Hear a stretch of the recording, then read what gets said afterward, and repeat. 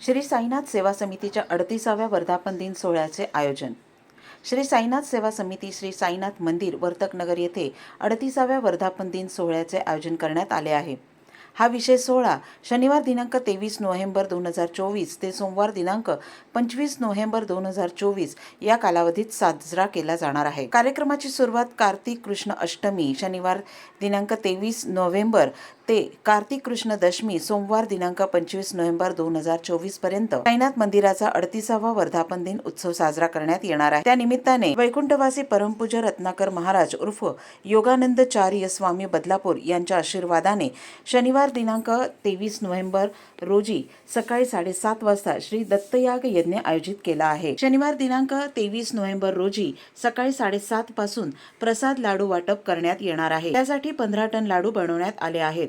सदर उत्सवाची तयारीची पाहणी व नूतनीकृत कार्यालयाचे उद्घाटन आमदार संजय केळकर यांच्या हस्ते करण्यात आले. सोमवार दिनांक 25 नोव्हेंबर रोजी यज्ञ समाप्ती पूर्णाहुती दुपारी 1 वाजता, त्यानंतर दुपारी 2 वाजता साईबाबांच्या पादुकांची भव्य पालखी मिरवणूक, इतर कार्यक्रम, गायन, भजन व कीर्तन असणार आहे. कार्यक्रमाचे मुख्य आकर्षण म्हणजे पवित्र स्मृतीस अभिवादन आणि विविध धार्मिक विधी. या प्रसंगी स्वर्गीय श्री बळीराम वासुदेव नाईबागकर यांना विशेष श्रद्धांजली अर्पण केली जाणार आहे. साईनाथ सेवा समितीचे प्रमुख सल्लागार श्री संजय केळकर, अध्यक्ष श्री मंगेश बळीराम नाईबागकर, उपाध्यक्ष श्री अशोक रामचंद्र हिरानंदानी, सचिव श्री सुरेश शंकर महाडिक, उपाध्यक्ष श्री नंदकुमार बाळकृष्ण साळवी, सहसचिव श्री प्रवीण पंढरीनाथ रोठे, खजिनदार श्री बबन शंकर बोबडे, विश्वस्त श्री अशोक धोंडू सुर्वे, श्री हरिशंकर माळी, श्रीमती अपर्णा अनिल जाधव आदींच्या मार्गदर्शनाखाली सदर उत्सव संपन्न होणार आहे.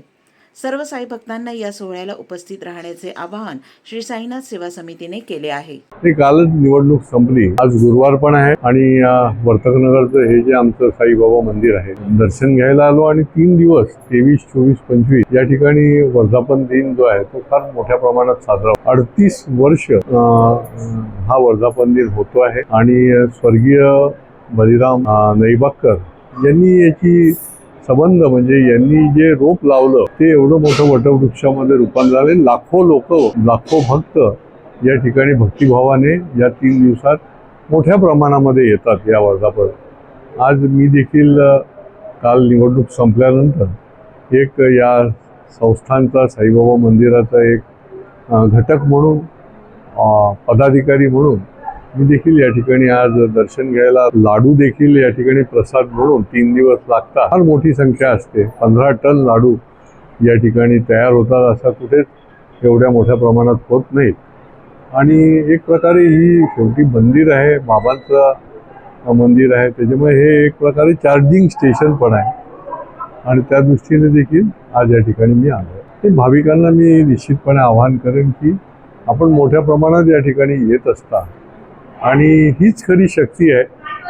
भक्ती असेल तर शक्ती मिळत असते आणि या भक्ती आणि शक्तीतूनच ह्या साधनेमधनं मनुष्याच्या जीवनाचा रस्ता जो आहे चढ उतारावर मात करण्याचं त्याला बळ मिळत असतं. श्री वर्तकनगर साईनाथ सेवा समितीचा 38वा वर्धापन दिन असून दिनांक 23 ते 25 नोव्हेंबरपर्यंत साजरा करण्यात येणार आहे. साधारण आमचे संस्थेचे संस्थापक अध्यक्ष बळीबाई नाईबागकर हे सातत्याने 38 वर्ष या सर्व मंदिराची देखभाल करत होते.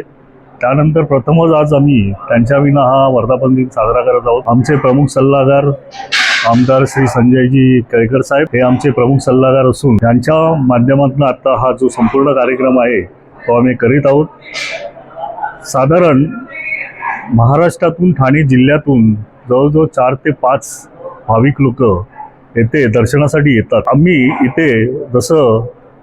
इथे संपूर्ण कार्यक्रम हा धार्मिकरित्या पूर्ण केला जातो. 23 तारखेला श्री दत्तयाग यज्ञ सकाळी 8 वाजता सुरू होणार असून 25 नोव्हेंबर रोजी पूर्णाहुतीचा कार्यक्रम करणार आहोत. या दत्तयागासाठी साधारण 15 ब्राह्मण विधिवत पूजा करणार आहेत. त्यानंतर आपली श्री साईबाबांची पादुकांची पालखी मिरवणूक ही संपूर्ण वर्तकनगर परिसरात जवळजवळ साधारण 3च्या सुमारास निघून ही मोठ्या प्रमाणावरती म्हणजे साधारण हजारो साई भक्त या पालखीमध्ये असतात.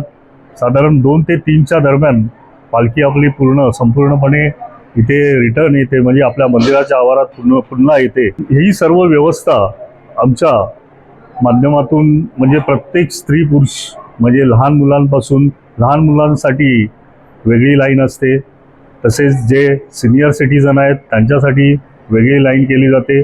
अशा प्रकारे जेवढी उत्तम सोय आम्हाला करता येते ती आमच्या संस्थेच्या माध्यमातून आम्ही करत असतो.